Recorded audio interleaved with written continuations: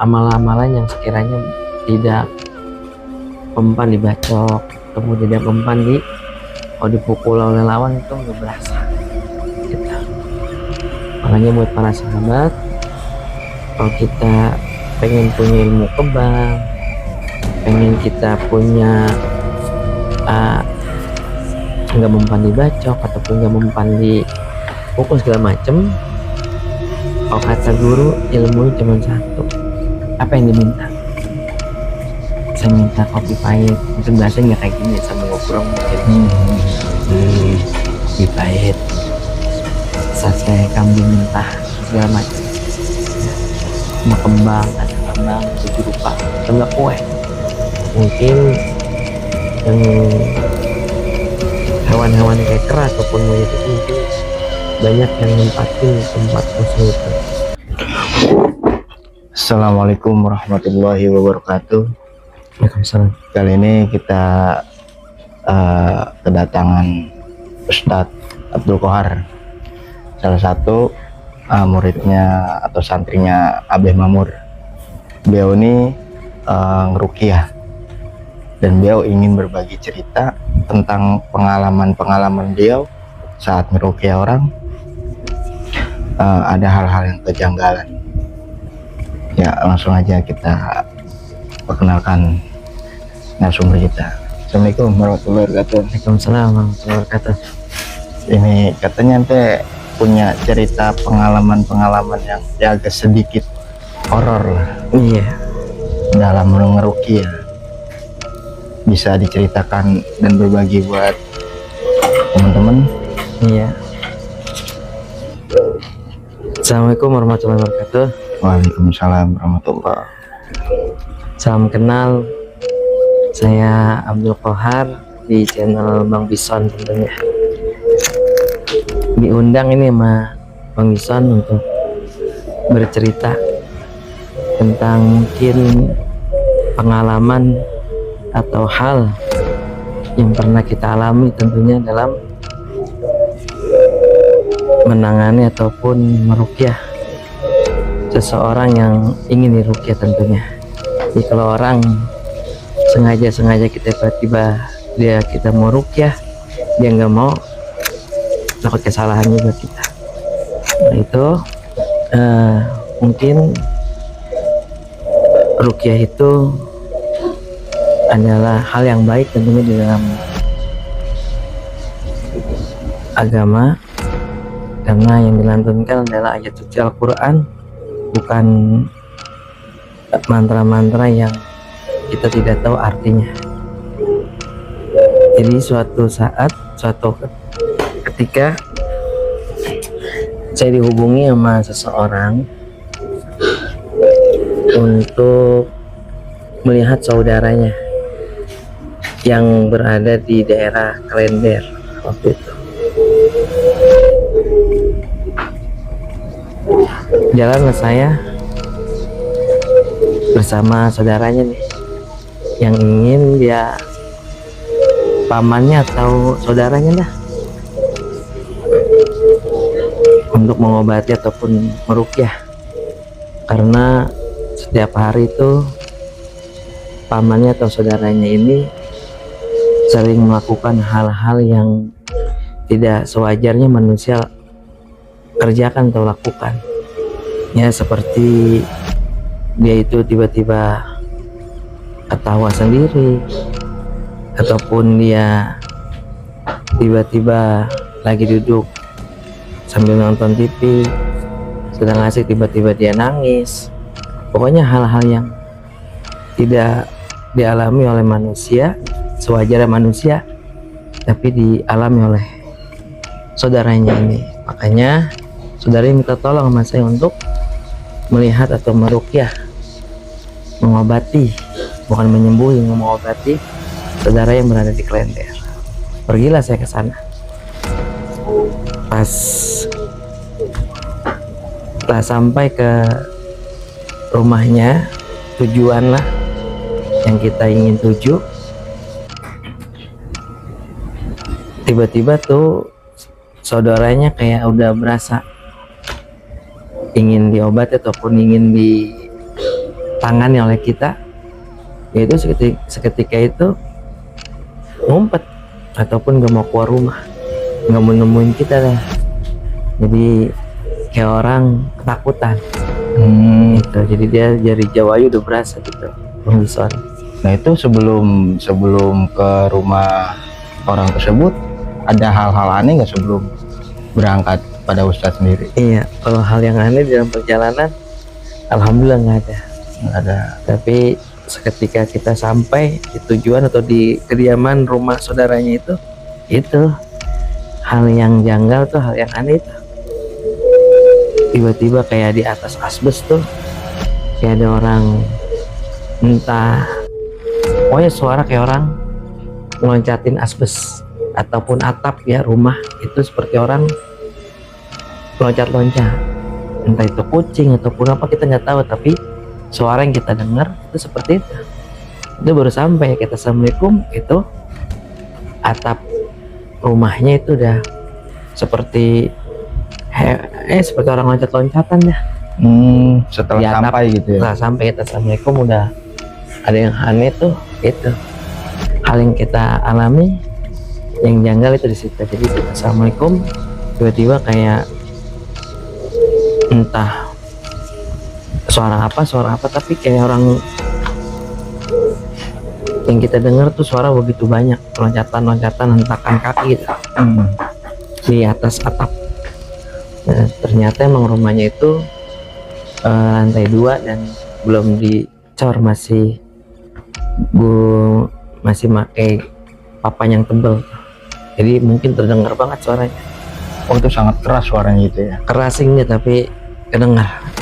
Mungkin saudaranya juga dengar juga, bukan kita doang yang ngalamin, bahkan saudaranya pula yang ngajak saya, ngundang saya nih buat main ataupun ngerukyah pamannya ini, dia juga mendengar hal yang aneh tersebut. Dilihat nggak ada kucing, nggak ada orang yang lari, tapi banyak bunyi yang aneh di atas, kayak apa itu, hentakan kaki di atas atap rumahnya itu. Oh jadi setelah Ustadz Tohar sampai rumah itu udah diawali dengan hal yang suara aneh gitu ya. Wajar, manusiawi ya, ada rasa penasaran, ada rasa merinding atau meringkak bulu ya, kita mendengar suara yang aneh tersebut, kayak orang banyak tuh gitu dah. Dan juga pamannya tiba-tiba masuk ke dalam, nggak mau nemuin kita, tiba-tiba kayak orang takut iya untuk ketemu gitu, berjumpa dengan saya sendiri. Apa itu salah satu sebuah efek dari yang orang yang pengen Ustadz ruqyah atau gimana menurut Ustadz? Iya, bisa jadi apa, mungkin namanya perasaan ataupun gaib yang ada dalam tubuhnya itu mungkin udah berasa, udah ada rasa ya, maka itulah cara menghindarnya, dengan cara dia itu ngumpet ada di kamar, nggak mau nemuin kita, nggak mau ngelihat kita pun nggak mau. Seperti berbenturan energi itu ya. Iya, bisa seperti itu. Nah selepas itu dipaksa lah itu pamannya untuk keluar nemuin kita, walaupun berat gitu rasanya. Tiba-tiba pas nemuin kita, jadi mau keluar rumah itu loncat-loncatan seperti pocong. Jadi pas keluar rumah tuh menemuin kita, dia udah kayak orang kerasukan gitu, sambil ngelipet tangannya sambil ya seperti pocong, dia loncat-loncat ya. Udah kesurupan. Kita tuh nggak lama kita datang, kita mungkin belum ada obrolan itu, kita duduk baru sebentar udah dipaksa sama orang tuanya itu, ada temennya ini mau ketemu kamu. Yaudah itu langsung refleks. Tiba-tiba pamannya itu keluar nemuin kita, itu udah posisi kesurupan seperti pocong. Itu pun belum dibacain ayat-ayat. Belum. Luar biasa. Jadi udah dan dirasakan oleh pamannya itu. Mungkin gaibnya yang ngedorong, yang nolak itu buat ketemu kita. Makanya pas ketemu kita diunjukin bahwasanya ini saya yang akan kamu hadapi.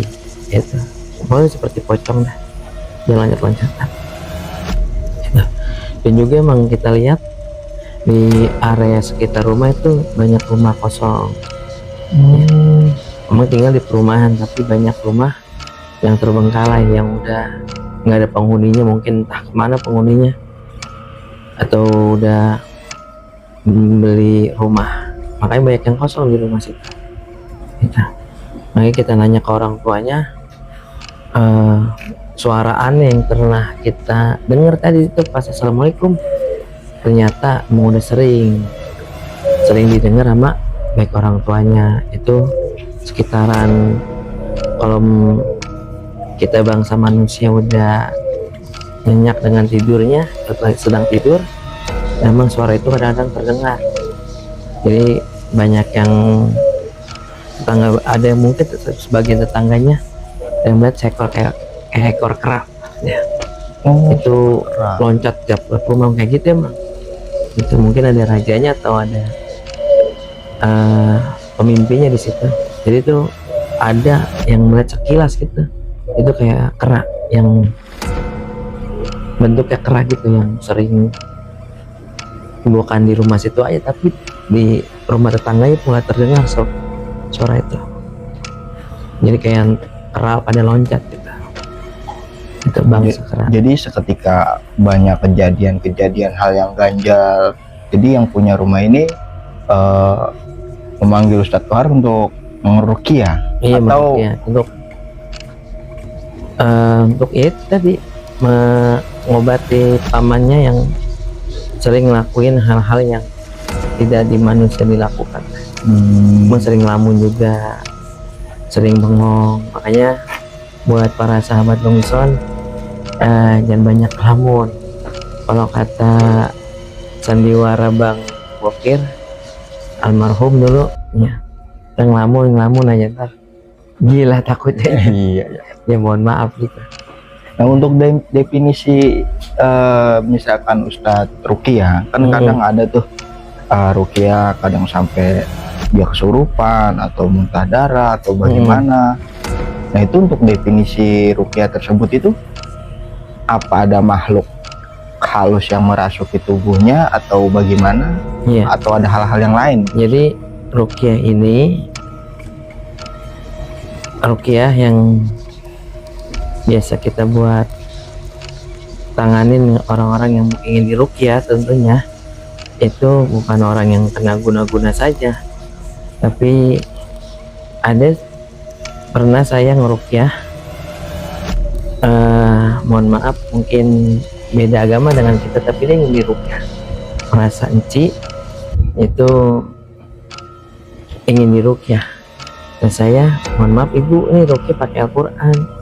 Nggak apa-apa, walaupun kita beda agama nggak apa, ruqyah saya mau agar lebih baikan katanya. Kita ruqyah, pas kita ruqyah selesai ngeruqyah itu kita nanya kepada saudara kita yang non muslim, apa yang ibu rasakan? Enak, sejuk, tenang, kayaknya adem hati itu.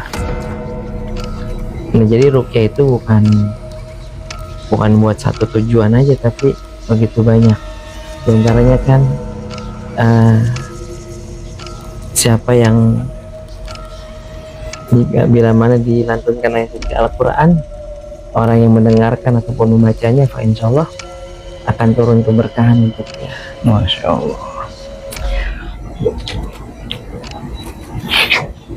Jadi buat segala macam penyakit lah, Al-Quran itu.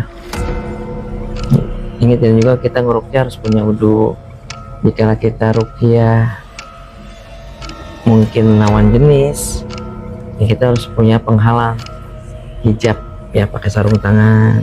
Kalau nggak pakai sarung tangan ya kita nggak bawa sarung tangan, pakai kain kita, agar jangan kulit ini dan kulit lawan jenis kita itu bersentuhan, bersentuhan secara bukan langsung. mahramnya.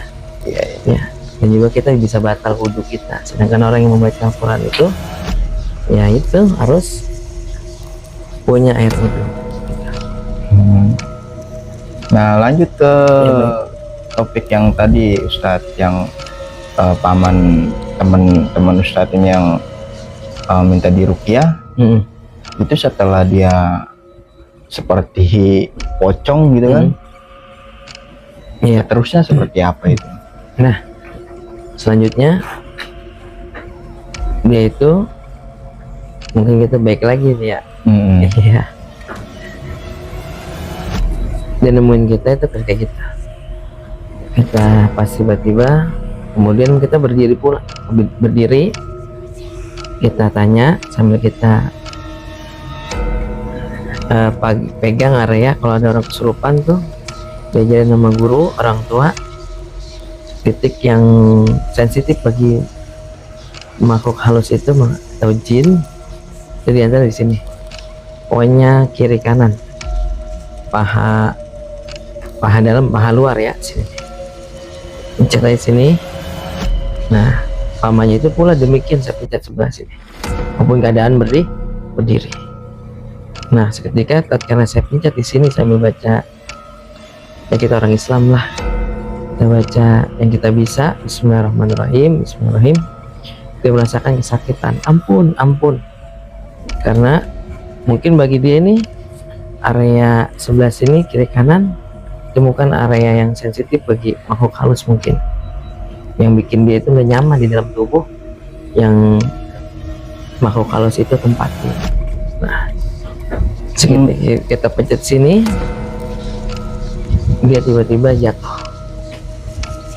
Oh, jadi Tersebut. ada titik tertentu. Jadi gitu? tertentu, kita di sini, Oh iya. paha luar kiri kanan, ataupun di sini tempurung kepala, di bawahnya ini otak belakang, sini perut. Itu area yang mungkin oleh bangsa mereka sering ditempatin.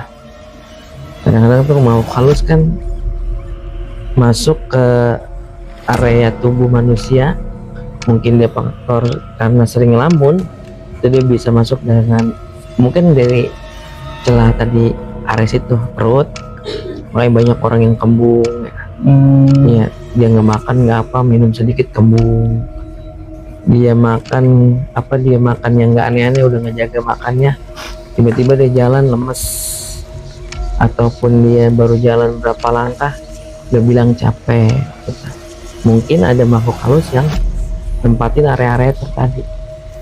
Mungkin kadang-kadang sering badan sering, aduh pegel banget gitu. Dan dia jadi orang tua mungkin area situ tadi ya, perut.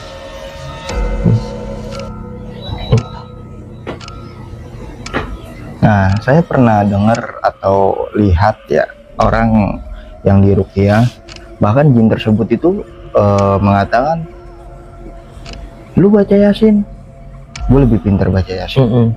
Bahkan lebih pintaran dia. Ini sedikit edukasi atau ilmu buat teman-teman juga. Jadi para sahabat, Bang Bison, kalau kita nangin orang kesurupan, dia bilang, jinnya itu berkata, ngomong gitu ya, kata orang Betawinya, lu baca Yasin, gue paling pintar baca Yasin. Itu tipu daya mereka, tipu daya nyata mereka kayak gitu. Coba suruh baca Yasin, Yasin wal Qur'anil Hakim innaka laminal mursalin. Ada cuman berapa ayat tapi suruh nerusin gak bagus saja. Sama seperti dia suruh ngucapin, kamu jin Islam? Iya, saya jin Islam.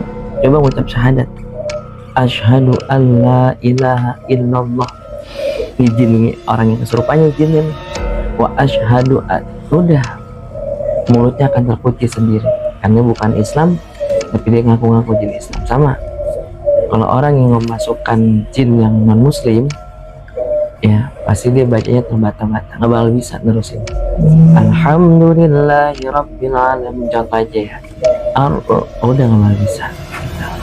Makanya itu tipu daya yang nyata waktu kita berhadapan gitu dengan makhluk halus yang ada di dalam tubuh seseorang teman kita ataupun siapa yang kesurupan, tiba-tiba dia bicara jinnya itu, ayo baca apa aja, saya bisa.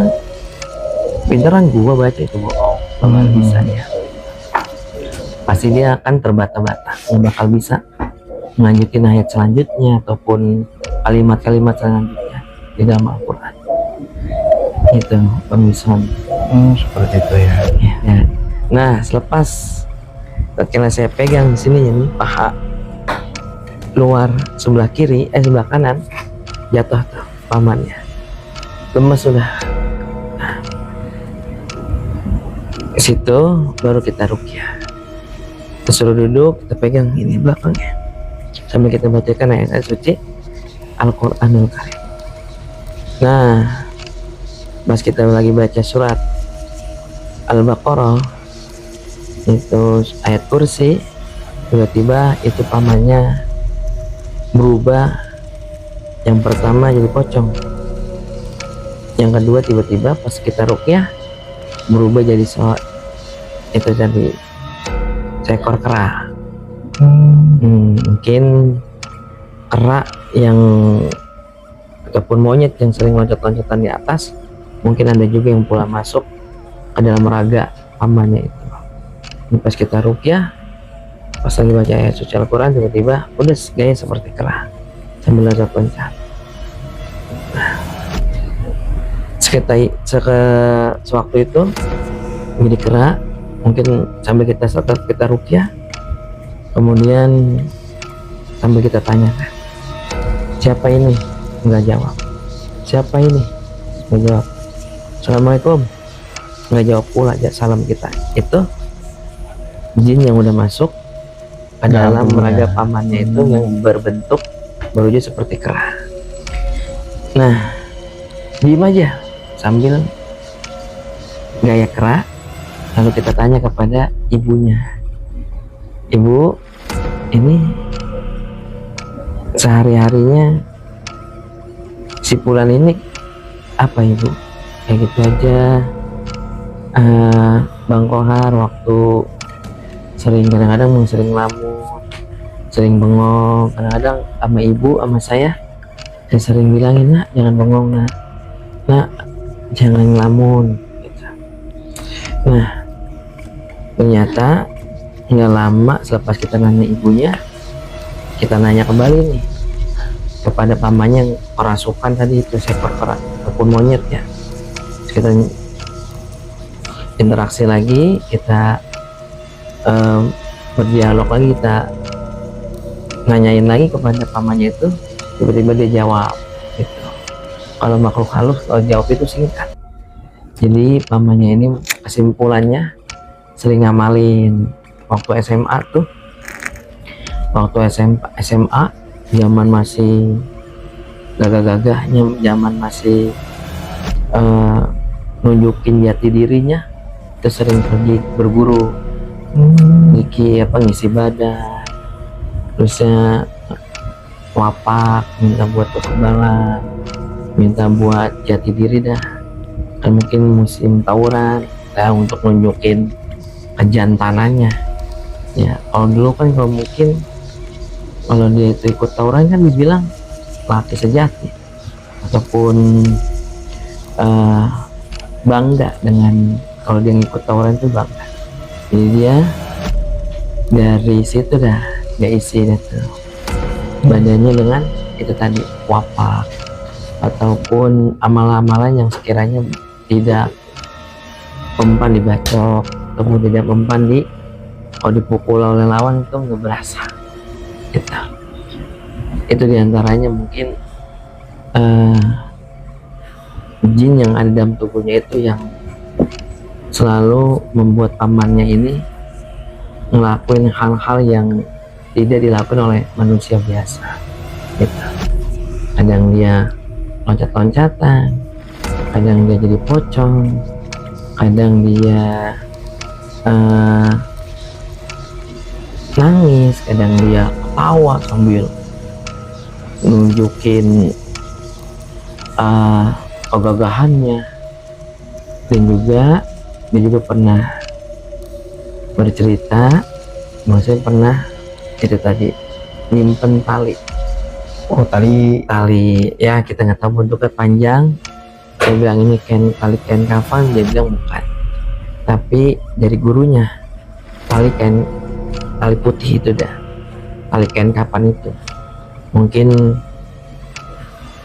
tali yang belum buat diikat untuk jenazah, mungkin disimpan dah, jadi dikasih ke dia. Jadi itulah mungkin efek dari amalan-amalan yang sering dikerjakan dulu di zaman SMA, zaman ABG sebelum nikah. Mungkin reaksinya atau nagihnya itu waktu dia sudah menikah. Makanya buat para sahabat, kalau kita pengen punya ilmu kebal, pengen kita punya nggak mempan dibacok ataupun nggak mempan dipukul segala macem, kalau kata guru ilmu cuma satu, yaitu sedekah Bang Bison. Sedekah. Iya. Karena dari sedekah itu orang yang kita kasih, bagi orang yang kita nggak kenal ya, kita kasih jangan boleh sedekah dah, baik ke orang tua, ke tetangga, ke saudara, ke nenek apalagi ya, ke anak yatim. Dari sedekah yang kita berikan, insya Allah jadi ilmu kebal buat kita, jadi anti bacok buat kita. Kenapa? Karena dari doa dia. Ketika kita ngasih nih ke nenek ataupun ke ibu-ibu, apa yang dikatain, apa yang diucapkan oleh ibu-ibu tersebut ataupun nenek yang udah lanjut usia, masih ucapannya, Tong, terima kasih ya, biar selamat, biar panjang umur, tuh doanya. Walaupun gak nyebutin, tapi kan di hati dia pasti ada doa, sekelumit doa untuk kita. Anak kecil, alhamdulillah terima kasih, mudah-mudahan sehat, panjang umur. Itu ya sedekah. Itu diajarin sama guru kayak gitu. Berarti kita diselamatin dari banyak doa-doa orang. Iya, doa-doa orang itu dari faktor sedekah itu.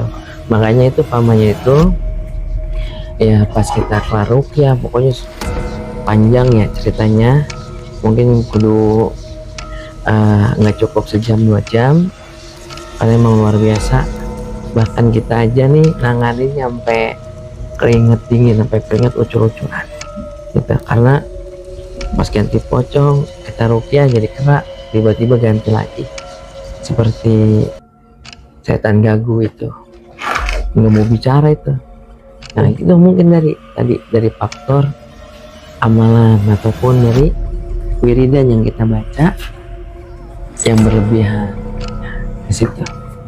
Oh, jadi semua berasal dari apa yang amalan dia. Iya, likuli sayin sababun.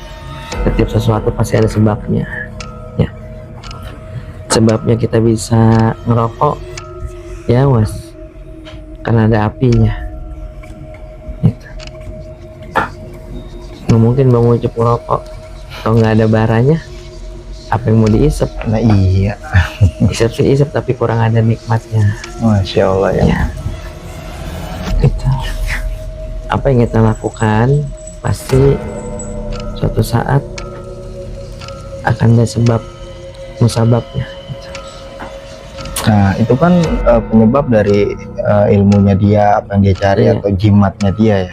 Nah terkadang kan orang yang udah kesurupan itu dia meminta sesuatu buat tidak balik lagi atau tidak mengganggu orang tersebut. Itu tanggapan Ustadz Wargon. Iya, jadi kalau mungkin ada orang yang kesurupan ataupun pasien yang pernah kita tanganin, kadang-kadang dia minta kopi, ayo, wah, apa yang kamu minta?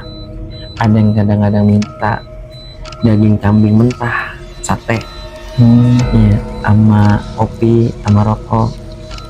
Kalau menurut tanggapan saya, ya itu nggak apa-apa, hal yang baik. Tapi kalau ada sebagian orang itu mengatakan musyrik, ya, bilang syirik. Syirik dari mana? Ya, musyrik dari mana? Kita nggak berasa syirik kadang-kadang ataupun musyrik kita lakukan, kita kerjakan kita. Contohnya kita berbangga diri aja pada diri kita, itu kita udah musyrik, udah syirik ya. Karena kata Nabi Muhammad SAW, Arya Syirkul Asghar, ria banggakan diri nih, wah pang aingna dah, oh paling guanya nih ya, ganteng paling guanya, yang punya duit paling guanya, itu termasuk syirik kecil ya. Maka orang kalau misalnya kesurupan, mungkin yang setiap pasien kita tanganin ya, mungkin ada yang tiba-tiba dia ngucap, keluar, apa yang diminta? Saya minta kopi pahit, mungkin bahasanya kayak gini ya, sambil ngobrol mungkin. Kopi pahit, sate kambing mentah, segala macam ya, sama kembang, kadang kembang 7 rupa, tambah kue ya. Contoh, mohon maaf, biasanya seperti ini ya, kita punya orang, punya sahabat kita ini udah akrab banget sama kita, udah sahabat sejati ya. Tapi mohon maaf, sahabat sejati ini kita dibatasi dengan beda agama, jadi penghalangnya itu cuma beda agama. Seketika azan zuhur berkumandang, kita dengar, dan teman kita ini mungkin non muslim kan, kita ajak, ayo kita sholat Jumat, ayo kita sholat Isya, ayo kita sholat Zuhur. Mau gak dia orang yang Kristen itu atau non muslim itu, mohon maaf, masih nggak mau kan? Nggak mau dia. Nggak mau, Bang Bison. Nah disitulah. Tapi tatkala sahabat kita, sahabat sejati kita, ya udah kayak darah daging ya kalau disebut, udah sahabat sejati lah ya. Kalau kita ajak Bang Bison ataupun sahabat kita nih yang beda agama, beda akidah sama kita ajak ke warung makan ataupun ke sop kambing ataupun ke ayam, mau gak dia? Nggak mau, saya Nggak mau. Nah itu makanya di situ ya, itu akad damai. Jadi kalau misalnya orang ini yang kesurupan ini, kita nggak tahu kan jin Islam apa jin Muslim apa jin kafir. Nah pasti yang diminta seperti itu, kopi hitam pahit dan juga rokok, kadang-kadang itu tadi sama sate kambing ataupun sama darah ayam, mungkin ada sama yang kuah, yang kembang, sama kemenyan, kadang-kadang bukur kemenyan. Tapi kita pernah kok nanganin orang yang kerasukan sama jin muslim, yang diminta apa sama dia, saya mau keluar, baik, tapi tolong bacain saya Yasin 3 kali. Iya, jadi jangan bilang wah syirik, wah musyrik. Jangan gampang untuk mengatakan syirik ataupun musyrik ataupun kafir kepada orang lain ya gitu. Oh berarti hal-hal seperti itu seperti ibarat kata akad lah, ibarat Iya, sama biar sama-sama enak. Iya. Banyak orang yang kesurupan itu dia mati. Oh bisa sampai merenggut nyawa? Iya bisa. Makanya karena kenapa? Karena dipaksa buat keluar. Iya. Siapa juga kalau dipaksa marah kan? Kita nggak mau nih. Kita udah makan, ataupun kita lagi capek. Tiba-tiba ada orang yang maksa kita buat kerja lagi, mungkin hati kita kan berontak. Banyak kan cerita-cerita yang karyawan bunuh, mohon maaf, ngabisin nyawa bosnya, itu mungkin karena di situ ada paksaan, ada tindakan-tindakan yang tidak enak buat bagi karyawannya, maka ngelakuin hal yang itu dah kriminal. Sama kalau jin yang udah masuk itu kesurupan ataupun jin yang udah ada dalam tubuh kita tiba-tiba dipaksa buat keluar, itu takut nyawa kita pula ikut ke bawah oleh itu oleh makhluk halus tersebut. Gitu Bang Bison. Jadi itu yang tadi kita bilang, pamannya itu gitu. Selepas kita ruqyah nih, udah pokoknya udah ini dah lumayan sejam lebih. Udah mendingan, kondisi badannya juga baik, nggak berat lagi, nggak ada makhluk halus yang gendongin yang numpang badannya. Dia cari cerita itu tadi banyak tentang amalan yang pernah dia amali, tentang wiridan yang pernah dia jalani, bahkan tentang suatu pegangan mungkin yang tali putih itu ya, kain kapan Lex, kita nggak tahu, tali pocong mungkin bahasanya, kain kapan tali putih yang panjang itu masih dia simpan ternyata. Banyak amalan-amalan wiridan-wiridan yang ditulis di buku itu masih simpan rapi di atas rumah. Jadi itu di atas rumah itu kan mungkin lantai 2 ya, itu nggak ada yang nempatin, kosong. Oh seperti Ya itu. mungkin yang hewan-hewan kayak kera ataupun monyet itu mungkin banyak yang nempatin tempat kosong itu. Dan juga pas saya naik ke atas bersama saudaranya dan juga pamannya itu, banyak lampu yang udah nggak hidup, dengan artian mati, dalam keadaan mati. Jadi kalau misalnya rumah, kalau bisa walaupun kita nggak tempatin, usahain nyalain ataupun hidupin lampunya. Buat apa fungsinya? Buat nandain bahwasanya itu kamar masih tempatin sama kita, Masih ada penghuninya. masih ada penghuninya. Oh jadi ngaruh juga ya buat Ngaruh. kondisi rumah yang kayak merinding saya tuh. Kondisi rumah gelap, Iya, terus menurut makhluk tersebut nggak ada penghuni, jadi ditempatin. tempatin. Karena makhluk halus itu sama seperti kita ya, makhluk halus juga nggak mau kepanasan walaupun nggak kelihatan wujudnya dengan mata telanjang itu maksudnya dah. Dan kasat mata itu kita nggak mampu kan, dia bisa ngeliat kita nggak bisa ngeliat dia. Nah, apa tuh Bang, saya lupa ngomong. Jadi dia ngeliat kita, kita memang nggak mampu ngeliat dia. Makanya ya itu tadi, hidupin lampu. Kalau rumah kita ataupun kamar kita, bahkan kontrakan kita walaupun nggak diisi, hidupin lampunya. Takutnya itu tadi, makhluk halus itu nempatin tempat tersebut. Karena makhluk halus itu sama seperti kita, nggak pengen kehujanan, nggak pengen kepanasan, itu sama kok ya. Coba sekarang makhluk halus mau udah pada keren, modern, coba ya tempatin apartemen. Oh iya ya. Nah iya, villa nggak mau dia, apa kandang kambing kagak mau Bison, maunya itu apartemen, rusun ya, tempat karaokean, bawa tempat-tempat yang enak deh. Dia juga sama seperti kita kok ya, pengen tempat yang enak juga. Nah semenjak dia sadar dan amalan-amalan yang udah diamalin dikerjain sama dia itu, kita ambil.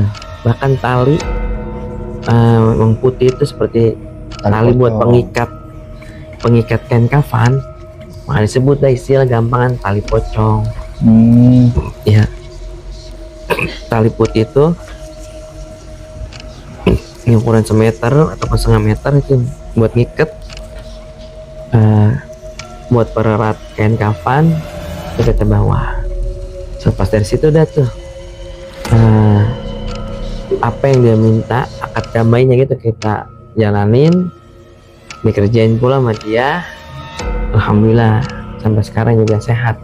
Oh Iya, alhamdulillah. alhamdulillah. Diobatin ya, bukan disembuhin, diobatin. Masya Allah. Ya mungkin dari Ustadz Kohar ada pesan buat teman-teman atau Jadi dari pesan saya nih Kohar, buat para sahabat Bang Bison, jalanin apa yang